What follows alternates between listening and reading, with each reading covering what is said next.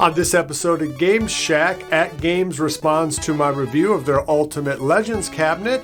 Arcade1up's Attack from Mars finally gets a real-world review, and Outrun stand-up version is now available from... Find out, coming up next. Hey everybody, it's JDV here for EvilGeniusEntertainment.com. Thanks for stopping by the Game Shack. Okay, we're wrapping up the first couple of weeks here of March, and there's a little bit of news on the Arcade1up front. Michael B., the Game Genie, has the first kind of customer review of Attack from Mars up at his website. It looks like Canada got them first.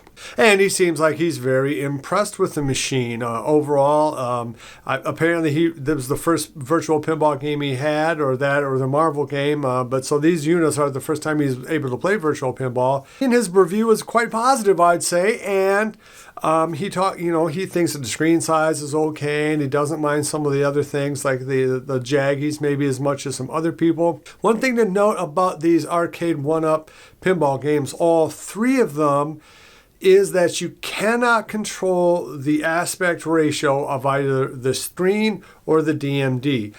When you play these same tables on sort of a homebrew setup or on your PC or something, you can change the viewing angle of the main table. So you can kind of make it more like you're straight down or like you're viewing it at an angle. And usually they give you 7 or 8, sometimes maybe even 9 different potential angles to look at any given pinball table. That is missing from these Arcade1up pinball tables, and I didn't realize that. I hope that is something that they can address in a firmware update, because that really is a pretty important aspect of these tables. Another important aspect of the table is that there's no gamma control on any of these Arcade1up pinball games.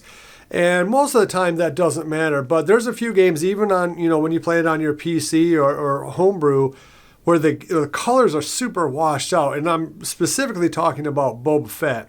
For whatever reason, Boba Fett, either the brightness is up too high or the gamma is too low, whatever reason, but I have to turn the gamma down maybe 3 or 4 segments on that game to really get the color to pop. And when you do that, it looks fantastic. But so when people have complained about the washed out colors on Boba Fett on their Arcade1up, that's not a surprise, because it's that way on other versions as well. What was a surprise to me is that you cannot control the gamma or the brightness on any of these Arcade1ups either. And that seems like something that they should be able to address, even through the monitor settings somehow. Go check out Michael B's review of Attack from Mars, and he also has a live stream where he talks about it too, so that's a good place to get an initial review. In terms of some other Arcade1up offerings, the stand-up version of Outrun is now available at Home Shopping Network, of all places. They're selling it for $5.99 or $600 to you and me. I don't think that includes free shipping. I forgot to look. So you may be paying some shipping on that too. I'm not sure. Personally, I'm much more interested in the sit-down version of this cab. It's actually the thing I want most right now from Arcade1up is the Outrun. But some people prefer to play it standing up, and I can understand that. So if you want that game, as far as I know, it is still for sale right now over at Home Shopping Network. Another game that people had a lot of interest in was X-Men vs. Street Fighter, and you can get that game right now for $400 from Sam Club. Arcade1ups are going out apparently as on schedule. I think almost all of Wave 1 and 2 from AtGames has been fulfilled for pinball. Let me know if you haven't gotten your game, but it sounds like most people are getting their AtGames and even their Arcade1up. All right, so let's talk a little bit about my review I put up yesterday, a couple of days ago, on the original 1.011 cabinet from AtGames, their Ultimate Legends cabinet. I gave that cabinet a very mixed review. I love the controllers. I love the size and shape of the cabinet. I love the screen. I even love the games that are on it. What I did not love is that I could not update the firmware on there. It will not connect using Wi-Fi, even though it sees Wi-Fi. It can see that there's an Ethernet, but for whatever reason, that firmware is just too far gone to download. So in my review, I make note of that. I made note of the fact that AtGames does not have any of the firmware that they used to have on their website available to download for poor schlubs like me who either buy the game used and never had it upgraded, or you potentially could still buy this game new if it just comes out of the back of somebody's warehouse or something like that. So these things are still out there in the wild with their original firmware. And I was lucky enough to talk to John from AtGames, who gave me a call, and we had a real long talk. Actually, he's a super nice guy, and I kind of explained to him everything, and he wasn't mad at all. He was a lot less mad than some AtGames fans have been at me for that review. He seemed to understand exactly what I was saying. He seemed to understand that, yeah, some of these games just are not going to go on the internet.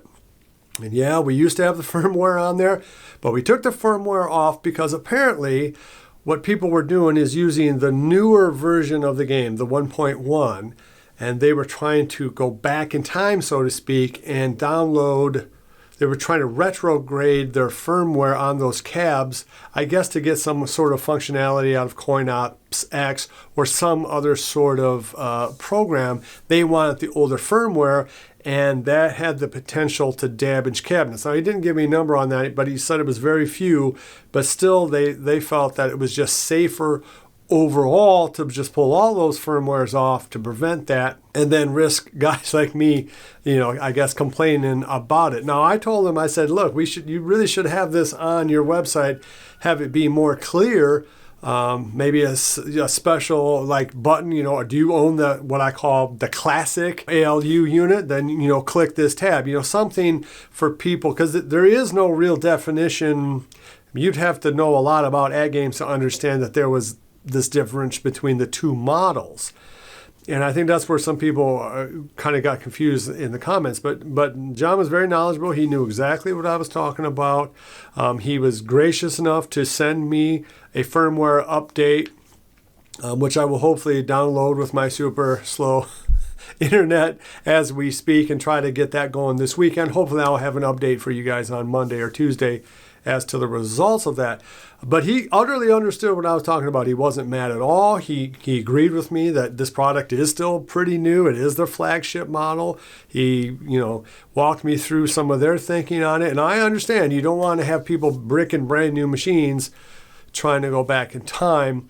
And what he told me is this. So let's just say you do pick this cabinet up, because I know there's quite a few people now that have two of these cabinets going, and I might eventually have two as well.